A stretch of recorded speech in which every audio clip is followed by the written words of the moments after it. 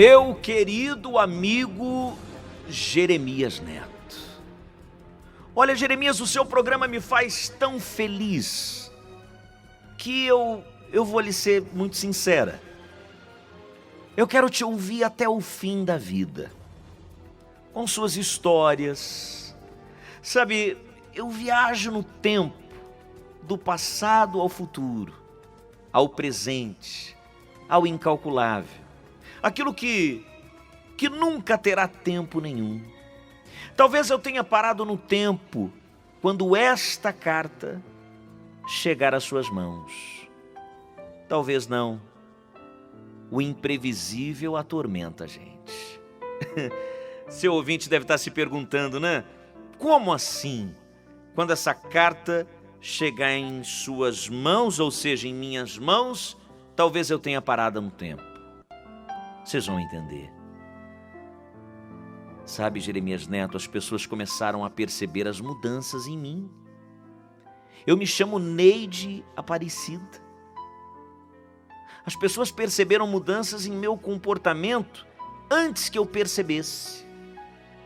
Os meus passos estão mais lentos, a minha memória falha às vezes, mas quem não esquece uma coisinha aqui e ali de vez em quando, não é verdade? Bem, ok, eu fui vencida. Agora dá pra ver que eu tô mudando radicalmente. Eu fiquei meio rude, meio grosseira, diferente daquele jeitinho delicado e carinhoso que as pessoas diziam que eu tinha com 75 anos. Porque nessa idade eu chorava quando estava feliz. Meu filho Orlando percebia essas estranhezas e lidava com tudo com muito bom humor. Contava tudo quando a gente se encontrava em alguma reunião de família. Gente, mamãe esfregou o cartão de idoso e deficiente na cara do segurança do McDonald's. Eu estacionei na vaga de idoso e o segurança achou a mamãe muito nova. Ela pegou o cartão e rodou a baiana. Fiquei sem saber se ria ou se chorava. E assim o meu filho contava tudo. Fazia todo mundo rir. Eu tinha um problema na perna, Jeremias, que me trazia um pouco de dificuldade.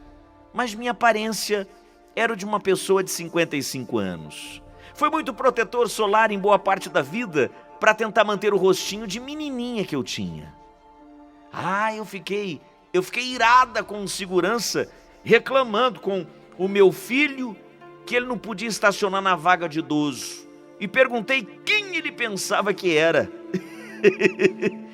Não era do meu feitio um comportamento desses, porque eu sempre tratei as pessoas com muita calma. Meu filho ria e contava as gafes animadamente para os parentes. Tomei uma posição. Tô ficando velha e gagá. Aliás, já faz 10 anos que eu tô morando sozinha, desde que o último filho saiu de casa para se casar, o Danilo. Meu marido, o Alício, faleceu no ano de 1994, vítima de um acidente de trabalho. Caiu de cima de um andaime em uma obra e morreu na hora. Não teve jeito. Por tudo isso, eu já estou perfeitamente acostumada a ficar em casa sozinha. Sou muito independente. Eu trabalho como artesã, dirijo, faço compras, toco piano na missa aos domingos. Sou muito ativa mesmo. Só tenho um probleminha na minha perna, mas nunca me impediu de fazer nada. É estranho que minha cabeça esteja mudando tão de repente. Jeremias Neto e ouvintes, eu estou escrevendo esta carta em 2012. Se eu estiver viva, assim espero que eu esteja, minha família já está responsável por te mandar esta carta daqui a pouco mais de 5 anos. Bem, Jeremias, meu querido amigo Jeremias Neto, eu sou a Eleonora, filha da Neide, a senhora que escrevia cada dia um pouquinho dessa carta aí de cima e nunca terminava. Eu sou filha dela Vocês vão entender. Mas sempre lembrou a gente: olha, daqui a 5 anos eu quero ouvir minha carta no programa do Jeremias Neto, ouviram? Então, Jeremias, vamos lá, deixa eu explicar a história para o teu ouvinte. Deixa eu explicar a história para todos que te acompanham. Se você estiver lendo essa carta, saiba que ela não perde um só dia do seu programa. Ela pode se esquecer de qualquer coisa nesse mundo, menos do prazer que tem em te ouvir. Eu sei, são muitos elogios, mas é que nós da família desejamos que seja uma homenagem a você, Jeremias Neto, e a ela, nossa mamãe, nossa vovó, nossa bisavó, tão querida e tão amada nessa família. Sabe, Jeremias, algum tempo antes dela começar a escrever essa carta para você, não imaginávamos estar diante de uma doença incurável que devagar e em silêncio apagava a vida da nossa mãe. Bastou uma consulta com o geriatra para termos o diagnóstico. Ele disse: olha, quando fomos ao geriatra, né? Essa situação não vai melhorar. Fiquei revoltada. Como ele podia dizer aquilo na frente de minha mãe? Como é que ele tinha certeza do diagnóstico? Eu queria lutar pela minha mãe. Meu marido, Tiago, me ouviu em silêncio. Ao final da conversa, disse apenas: olha, é preciso considerar a possibilidade de que o médico veja alguma coisa na sua mãe que nós não vemos. Foi aí que ela começou a escrever a carta para você, Jeremias. Explico, a experiência de cuidar de uma pessoa com mal de Alzheimer é parecidíssima com a de criar um filho pequeno. Você já cuidou de alguém que tenha mal de Alzheimer? Ouvinte, você que acompanha essa história, você já cuidou de alguém que sofra com o mal de Alzheimer?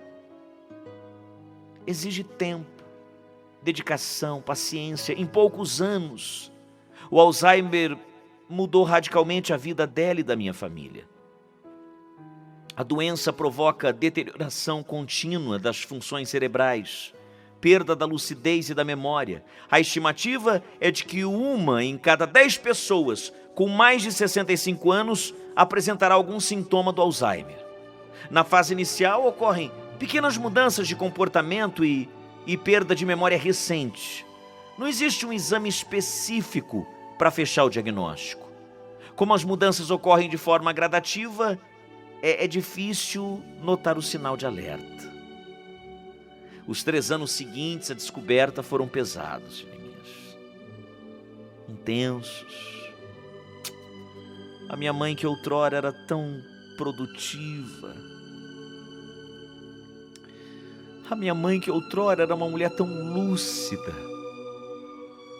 Uma pessoa tão divertida, tão equilibrada, tão sensata. Sabe, Jeremias, e de repente você se vê diante de um pesadelo. De repente você se vê diante de um problema que não tem... A pior experiência que um ser humano pode viver é essa. Não tem cura. Olha, ela está com Alzheimer e não tem o que ser feito, a não ser cuidar bem. Então a gente começa dávamos os remédios em sua boca para que ela não tomasse doses inadequadas ou se esquecesse, porque a pessoa começa a esquecer. Separávamos as roupas para ela não ficar nem com frio e nem com calor. E para que não se sentisse constrangida com os olhares que a reprovavam por usar peças aleatórias. Até mesmo cuidar da higiene pessoal tornou-se uma questão muito importante. Minha mãe se recusava a lavar a cabeça e não chegava ao banheiro a tempo por esquecimento, sabe? Sabe, Jeremias, Eu queria tanto que a minha carta fosse um grande exemplo para as pessoas que estão te ouvindo, agora te assistindo, te acompanhando. Sabe, não é fácil. Não é fácil. Você sabe que ela veio morar, ela não morava aqui em São Paulo. Você sabe que ela um dia ela teve uma tontura e caiu. E como ela não conseguiu se levantar, ela foi se arrastando ao telefone e naquele momento meus irmãos e eu decidimos tirá-la, né? Tirar dela o poder de decidir sobre a própria vida. Em poucas semanas ela veio morar aqui em São Paulo, onde vivo com minha família. Decidimos também que nossa mãe não moraria comigo. Ela não aceitaria um cuidador em casa. Não tínhamos condição de arcar com os melhores cuidadores, de ter alguém para estar com ela 24 horas por dia. Além da questão financeira, existe uma discussão importante sobre o impacto de cuidar de alguém com Alzheimer na família. As pressões normais do dia a dia são exacerbadas. Não existe rotina. Casais terão menos tempo para cuidar da relação e dos filhos. A escolha era inevitável. Então, eu também como filha quero dizer a você que pouquíssimas experiências na vida são tão dolorosas quanto colocar um ente querido numa instituição para idosos. Pouquíssimas. Mas depois de muitas visitas, Tiago e eu encontramos um espaço para ela viver. Um complexo formado por um conjunto de casas, cada uma com vários apartamentos, que proporcionava ao morador certa independência. Vários serviços estavam disponíveis. Restaurantes, salas de entretenimento. Havia cuidadores que se dedicavam aos moradores em tempo integral.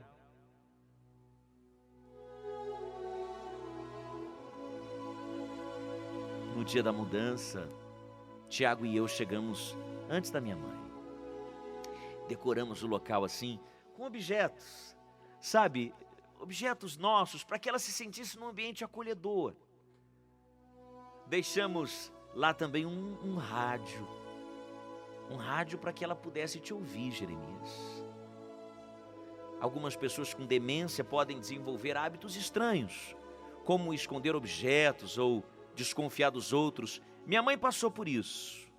Antes de se deitar, escondia o controle remoto da televisão. Olha que coisa. Com medo de que o controle remoto da televisão sumisse. E quando acordava, não achava o aparelho e culpava alguém pelo roubo. Passou a telefonar para o meu celular de 10 a 15 vezes por dia. Queria saber sempre se era o dia de ir à missa, que ocorria aos domingos. Eleonora, por favor, me ligue, eu estou confusa. Alguém me disse que hoje é terça-feira e não domingo, hein? Por vezes eu não atendi. Numa dessas ocasiões, ela gravou na secretária eletrônica: Eleonora, é a mamãe. Eleonora, eu amo você. Ah, Jeremias, eu enterrei o rosto em minhas mãos e fechei os olhos, numa tentativa inútil de fingir que aquilo não acontecia.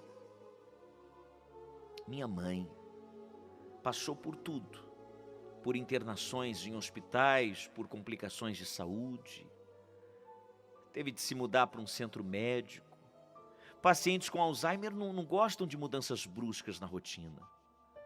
Sabe, por mais que cuidássemos para que tudo fosse feito da forma menos traumática, a experiência sempre foi terrível.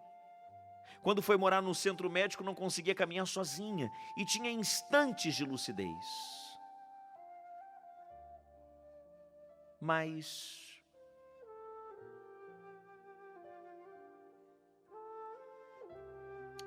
chega ao fim. Minha mãe sofreu muito com a doença. Nossa, minha mãe sofreu demais com a doença. Ah, Jeremias, as minhas filhas, já adultas, questionavam por que visitava minha mãe todos os dias. E falei sobre os sentimentos que os pais têm pelos filhos, antes mesmo deles nascerem. É um amor sem fronteiras. Aquele era o momento para eu e os meus irmãos transmitirmos nosso amor e nossa gratidão por ela. Um dia, sentada ao lado de minha mãe, percebi que o único contato físico que ela recebia durante os cuidados médicos era dos enfermeiros. Depositei minhas mãos sobre as dela para que sentisse que nunca estaria sozinha. Poucos dias depois, na madrugada do dia 27 de julho, ela nos deixou. Que saudade. Ah, Jeremias, que saudade. Que saudade de vê-la ao lado do rádio, falando com você, como se você estivesse aqui, do lado dela, conversando com ela. Que saudade. Mas independente dela não estar entre nós, resolvemos cumprir com o desejo dela, de mandar essa carta 5 anos depois. Ela queria ouvir e se lembrar de suas memórias, mas ela não teve essa chance.